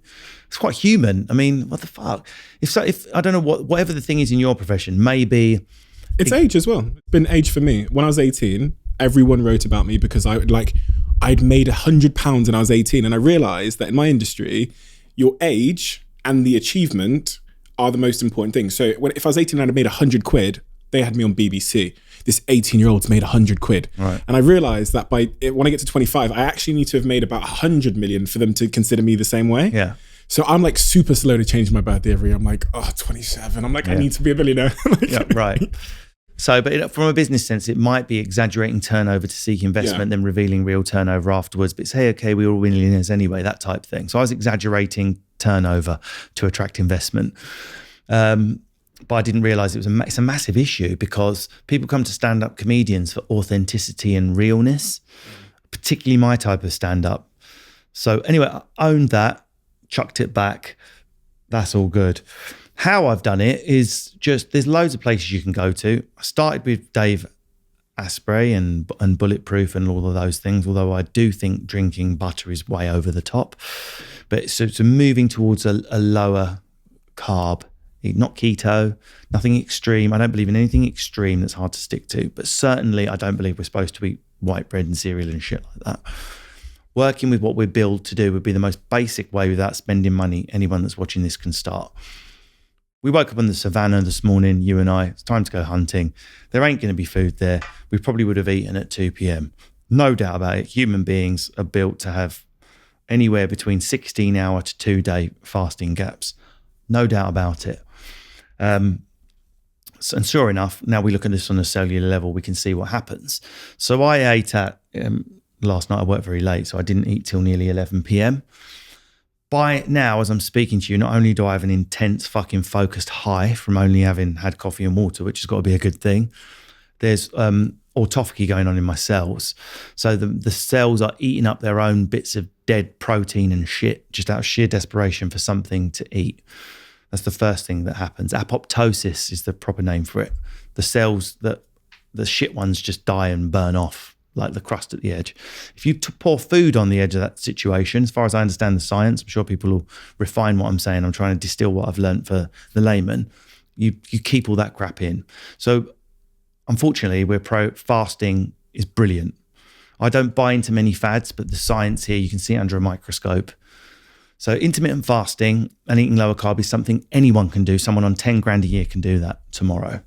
So eat more leafy green vegetables. I think if you're on 10 grand a year, you are probably into Exactly. But eat more leafy green vegetables. Breakfast is, I think, the easiest one to skip because you produce a hormone in the night that suppresses appetite anyway. Otherwise, you'd wake up hungry all night.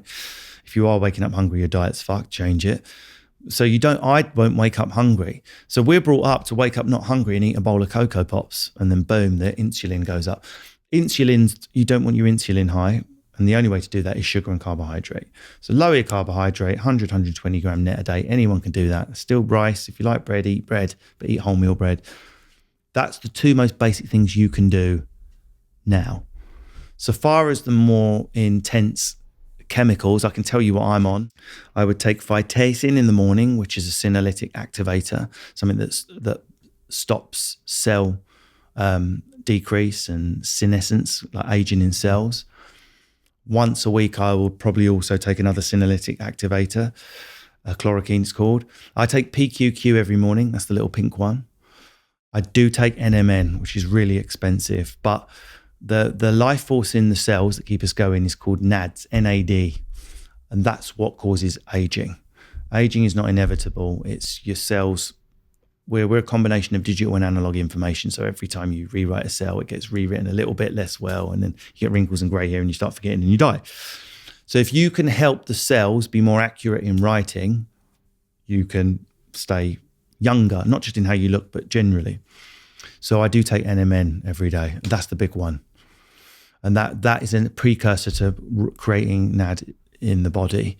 And I have no Botox. I have no filler in my face. I do use stuff from Boots and moisturizer, and I do go for like a posh facial now and again, but there's nothing artificial in my skin. This is a great moment to cut to my podcast sponsor, NMN. Well, NMN's the drug. Loads of people make it. Okay. If you're looking for a good one in the UK, go on Amazon. I think it's Double Wood is good.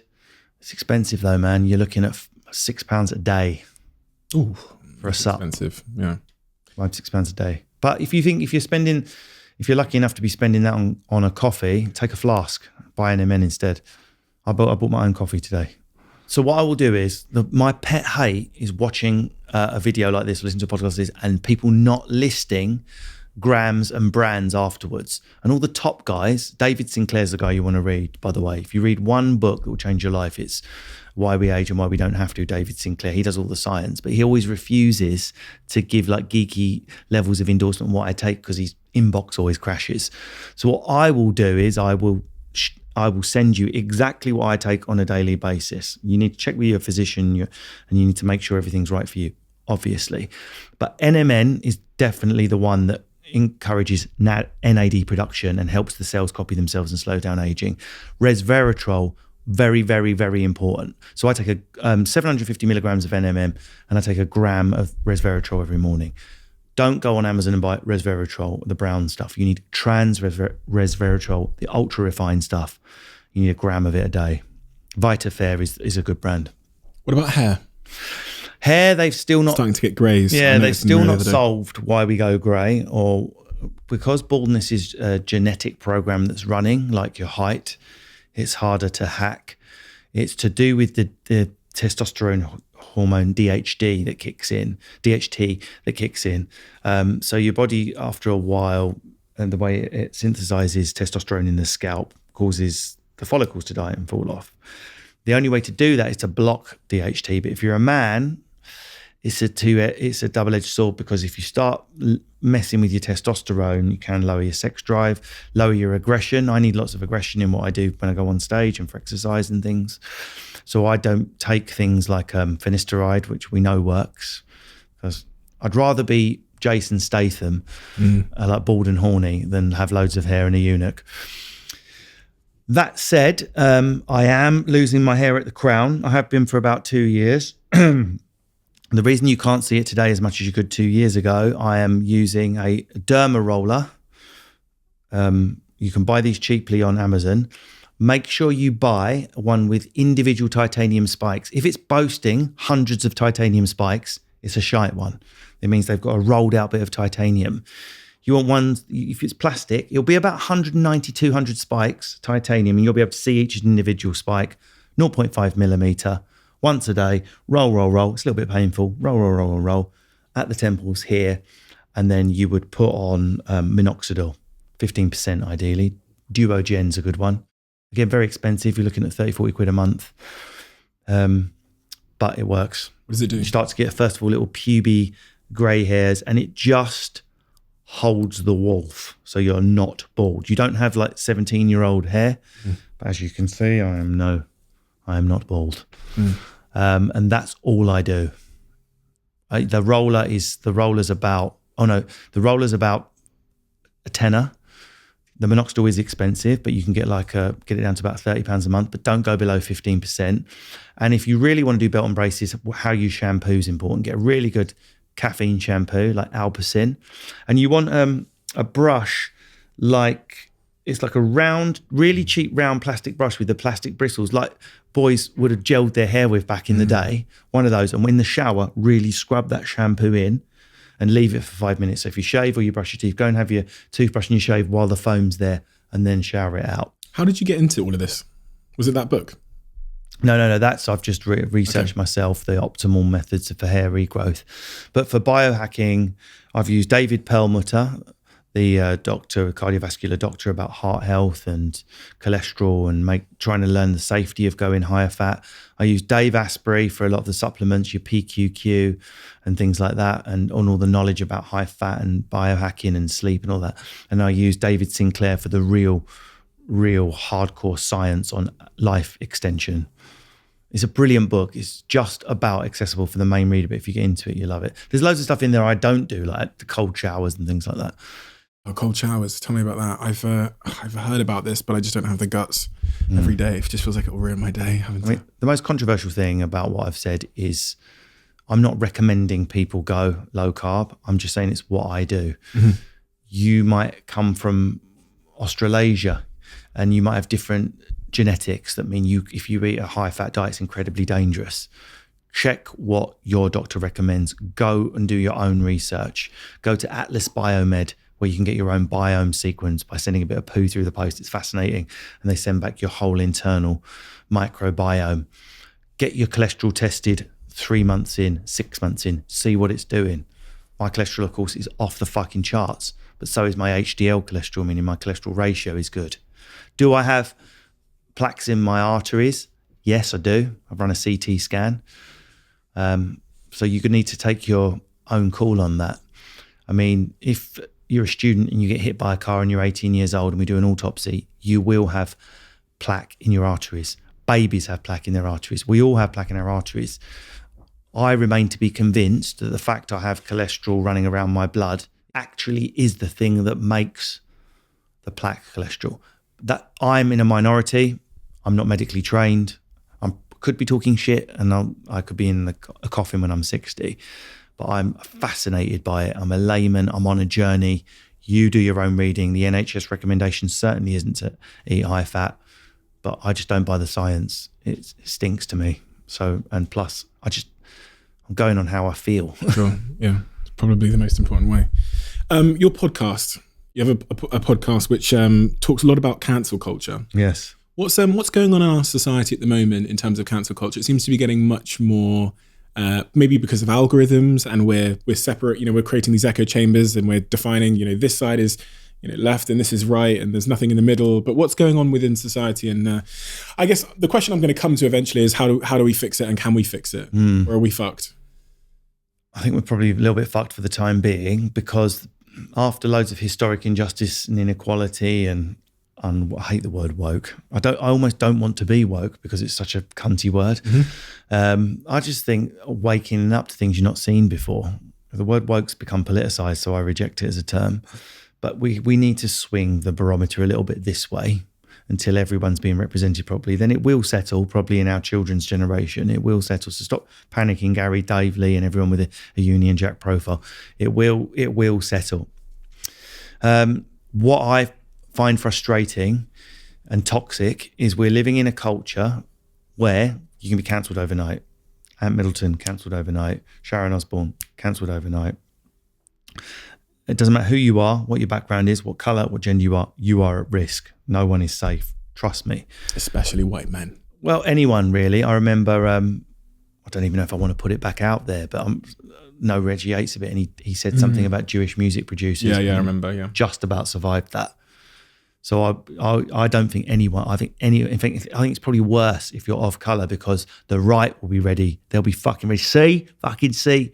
So I would actually say no. I would say, I think everyone's at risk from this. It's a rabid, we got one of them, particularly a lefty, and cancelled them. How can we live in a culture of instant, shouldn't say black and white after what you said, but instant black and white cancelling, where you can wake up in the morning and be gone, that at the same time exists alongside, how dare you use a label? Nothing has meaning. We're in a postmodern world of amorphous fog where we don't even have pronouns. Nothing's real. History is not real. The things you've learned aren't real. Literature isn't literature. Nothing has a label. No, you're cancelled, and I'm sure. What? Yeah. Well, which is it? Oh, are we in a postmodern, nothing means anything, everything's up for grabs, shifting meaning, diverse culture, which sounds quite exciting to me as a comedian? Yeah. Or are we in a Nazi Germany executed the next morning? Both of those two together, head fuck. I have this tweet saved in my drafts on Twitter, and it says, and I didn't tweet it because I didn't have the nuts, right? Because I was like low-key being cancelled for something I said at the time, so I thought I'll just stagger this one out. But it says, the left will allow you to be non-binary in everything but your opinion. Right. And it's kind of what you're saying there. It's like we've got to the point where we understand things aren't binary, right? In sexuality and other points, but my opinion has to be. Like if the stance I take on Black Lives Matter doesn't perfectly, I don't look like I'm wearing, like, as I said in the last podcast with Ant, the football kit, shoes, socks, shirt, then I am definitely of the right and I should be treated as such. Yeah. And I had it quite recently with the Sarah Everett tragedy, because I made the point that the narrative, and this is this key sentence that social media just didn't allow me to express, then which narrative is most helpful and productive in creating the shift we need to see in male behavior? Which narrative? Is it the narrative that, which I saw a lot of, which is all men are the problem? Is that the narrative which is most helpful and productive? And so the conversation I was trying to have is the realpolitik, what works in the real world. Yeah, I'm not saying there's not a fucking problem with men, or they're not pigs, or there's not like the patriarchy, or there's not misogyny. The stats say that. I'm not the stats. The stats say 97% of young women have experienced some form of sexual abuse or harassment. My point is about which narrative is most productive and helpful. You're a businessman. You're like, which model can we employ to get the best profit? Yeah, because I reflect. I say when Tommy Robertson ran around saying, okay, it's not all Muslims, but it's always Muslims that are blowing up buildings, whatever, we would run them out of town because that's a deeply toxic way to think, right? Yeah. And it's the same with black people. Like we get locked up more. So asserting that it's not all black people, but it's some black people, therefore the fear is all black people. The way that I got to in my logic, I was like, I have two nieces who are going to go into the world, who I love dearly. What would I say to them? They're 4 years old and 3 years old. What advice would I say to them to help them, A, guard against predatory male behavior, but also to help them in their life be productive and to work with 50% of the population? It definitely wouldn't be, Alessi, right? Sit down.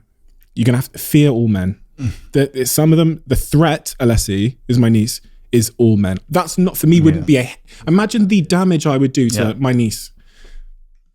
I mean, I don't know what to say. You put it brilliantly. I got finished off. I got finished so badly on Instagram. They finished me. It's because part of the problem is having a discussion like this when a girl has just died. If you and I to have this at a university in 2 years' time, it's it's a very interesting conversation that needs to be had. So I did do a stand-up response to it. I did a 1 minute thing, but I waited 10 days. Smart. I waited 10 days and then I did a rant about why do we teach sex education so late? Why do we teach consent so late? And I just made fun of the British education system not speaking to teenagers about sex enough, because I think that's what the issue is. We don't teach all boys, whether they're predatory boys or not, men aren't taught about sex early enough. Mm-hmm. From angels to sex offenders, they should be taught in primary school. Not from porn. No, exactly. That's where the problem is. But yeah, so I think sometimes I do actually disagree slightly with one of the things you said right at the top, which was when you said, I need to have a binary opinion, but not have a binary sexuality, because I do think, no, you can have a non-binary opinion. We could be talking about Jane Austen and literature, and we can say, yeah, but I can't think of a subject you and I can have a conversation on where fashionable postmodernism, nothing means anything, doesn't apply. On a major issue, like Black Lives Matter. Yeah, we could talk about. Now we're not going to say whether Black Lives Matter or not, but we could have a discussion about does race exist? On a genetic level, we've proved that it doesn't. So what is race? We could chat, and everyone could leave the lecture going, I don't know what to think. In a lecture or face to face, or we could broadcast it now. Talk about race. 100%. Talk about, does race exist? And this is why I love podcasts, because you get context and nuance. 180 characters in the middle of the Black Lives Matter. Russell, why haven't you posted the black tile? You can't go, well, does race exist? People will go, racist, silence is violence. But you could still, but what I mean is we can be postmodern fluffy and not say anything, almost about anything, but we still be cancelled at the same time. Now, those two things are both quite extreme. Yeah. I mean, they're opposites. And that's can close down debate and hamstrung people. I like my offensive people where I can hear them. I don't like them on WhatsApp groups hidden. I was never against Nick Griffin of the BNP going on Question Time. I don't mind putting that out there. A lot of people say, you put him on there, you legitimise his views. What actually happened? He looked like a total cock and now he's disappeared. Have the courage to know, I do think there is good and bad. I don't think right-wing people are bad and left-wing people are good. In fact, I think it's just as many cocks across the spectrum. I do think violence and hatred is bad, full stop. Sorry, I do. It's a absolute moral category. I would rather see the people who think it have their arguments exposed. The biggest experiment we've ever seen of that is Donald Trump. Yeah. it's fucking just fell apart because most people saw he was a cock, regardless of what he'll tell you. And you probably won't see someone like him for a long while now. But you're right, and that sort of right-wing sentiment rose around the world at the same time, like Bolsonaro, even here in Europe, all at the same time. And it almost feels like now it's falling a little bit away. I don't like chastity belts and gagging and things. And when they were like, Donald Trump's coming, but we won't give him a state visit. Nonsense. I want red carpet. I want streets lined, and let him hear what we think. Let him see the way British people show they're unhappy. Don't sort of all mutter into your tea cozies and send memes like in Shoreditch. Fuck, let's go out there. Let's. Where's our pranksters? Where's Simon Brodkin doing a stunt on him? Have the courage of your arguments. The goodies always win in films, and they will win on the earth. I believe that. I'm an optimist. Should anybody be cancelled, deplatformed, chucked off, immediately thrown out? Not in haste. That's why I make Evil Genius. It's a slow weighing up over the hour. We take the good and the bad, and we have an intellectual discussion. And it's very tongue-in-cheek and funny, but it's a long discussion about the people's merits. It's interesting as well, the elitism of it as well. Why are Picasso's paintings still hanging? Why? The guy was a grade A nonce and misogynist. Why are his paintings still up? Because it's so lofty and important. We can't quite bring ourselves to cancel it. I mean, I don't know if do we go here? I mean, I don't know what I think of that Michael Jackson documentary anyway, but it's almost like Michael Jackson's so powerful and musically important that we dare not go there. So there comes to a stage where we're not willing, someone's sort of cancel proof. I mean, if you want to be really controversial, look at the Old Testament. He did some vile fucking things, stoning people, like flooding people with fire, burning gays. How has he not been cancelled, old school God? Too powerful. That's interesting. I've never actually considered that. Some people are too. Michael Jackson's a very good example because I don't want to give it. My Spotify's going to be empty. Jackson. I've only just got over Bump and Grind being deleted. Do you know, it's funny because I was actually thinking about Michael Jackson this week because I just absolutely adore the art. Yeah. And the thought of having to separate the artist from the art, and that the artist could have been such a horrible predator, it's something that helped, the useful rule of thumb I've found is the closer the art is to the predation and the nature of the predation, the more problematic it is. Yeah. So I find Picasso very problematic because everything I'm looking at in the studio is in a gallery is possibly a teenage girl's body. I find Michael Jackson problematic because when he's talking about love and I want to be close to you and I want to touch this and that, what's he singing about? What am I dancing to? Yeah. If someone writes beautiful romantic novels, but they like harming animals in private, less problematic because when I'm reading the novel, I'm not absorbing animal harm. Sure. Am I absorbing paedophilia? Who's R. Kelly singing about? Bump and Grind with whom? An underage? Do you see what I mean? Yeah. So what's next for you? What are you working on? What's the next chapter of your life all about as far as you're concerned? Well, as well as just doing TV all the time, whoring it up on any show that will have me, which I've been doing since I started, it's about the theatres reopening. For now, outdoor socially distanced performance. So I'll be finding as many spaces where I can put a marquee over, vent it at the side, just to get back out there and stay sharp. I am working on a novel. I always am. I'm working on a sitcom. I always am. And I'm developing formats. I always am. I'm always hustling, always trying. I'm yet to get that format away where I own it and it's my IP. I have with Evil Genius. I have made a TV pilot of that with BBC Studios. I would love to sell that because I think that would work globally as a format. Very timely as well. I have got my eye on things like that as well. But mostly it's how can I get in front of people and make them laugh because that's what I want to do. Well, you certainly are very good at that. It's a talent that you have that I'm like positively jealous of. Like just your natural ability to make people feel comfortable and to laugh. It's a real. I feel the same with you starting multi-million-pound businesses. No, but I wish I had that. I feel like I would have been more successful if I had that. I'll trade you for 1 year and we both keep revenue. No deal. Thank you for coming today. No, thank you so much. It's been a real pleasure. And I don't think people realise how much of a fucking intellectual you are. My first clue was all those books you had behind you on your Zoom background when I did your podcast. But I dug my way out the ghetto with books like that. You're so fucking smart. And I don't think people realise that. I think they think you're a comedian. You're much more than a comedian. You're a fucking genius at the same time. It doesn't pay to look too smart when you're a comic. True. Unrelatable. I love Radio 4, but I want to be on ITV1 as well. No disrespect, ITV1. Listen, thank you so much for your time today. And people know where they can find you, but your podcast, Evil Genius, is immense, and it's very timely and needed in our society. So thank you for doing that. And I am trying to squeeze out stand-up on Channel 4 during the day. So if you ever at home or you've got a day off, Steph's packed lunch, twice a week, I'm on there doing that. I never thought I'd do daytime telly, but I love it. And I do stand-up at 1 p.m. World needs that too right now. Yeah. So thank you so much, Russell. Appreciate you. Thank you.